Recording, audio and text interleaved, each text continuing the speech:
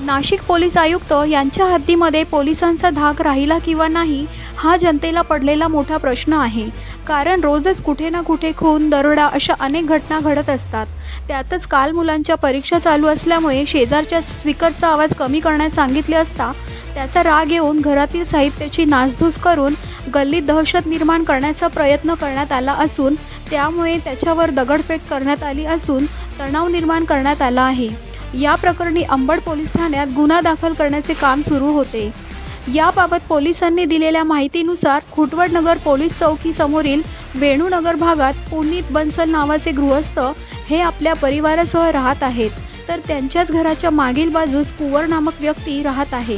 सध्या बन्सल यांच्या मुलीची परीक्षा सुरू असल्यामुळे ती अभ्यास करत होती। याच दरम्यान कुंवर वय वर्ष 25 हा आपल्या घरातील स्पीकरचा मोठा आवाज करून गाणे ऐकत होता।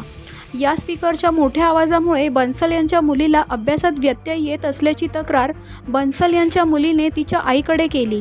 मुलीने केलेल्या तक्रारीची दखल घेत बन्सल यांच्या पत्नीने कुंवर याला स्पीकरचा आवाज कमी करण्यासाठी सांगितले। त्याचा राग आल्याने कुंवर याने बन्सल यांच्या घरात घुसून घरातील साहित्याची नासधूस केली। तसेच घरातील लहान मुलांची सायकल व घराबाहेर लावलेली दुचाकी गाडी रस्त्यावर फेकून दिली। एवढ्यावर हा कुंवर न थांबता त्याने रागाच्या भरात पुनीत बन्सल यांच्या घरावर दगडफेक केली। या घटनेमुळे परिसरात तणावाचे वातावरण निर्माण झाले होते।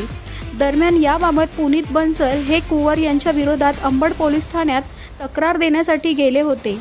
सदर व्यक्तीच्या विरोधात अंबड पोलीस ठाण्याचे वरिष्ठ पोलीस निरीक्षक राकेश हांडे यांच्या मार्गदर्शनाखाली रात्री उशिरापर्यंत गुन्हा दाखल करण्याचे काम सुरू होते। ऐन परीक्षेच्या काळात अशा घटनांमुळे विद्यार्थी व पालकांमध्ये नाराजी व्यक्त होत आहे।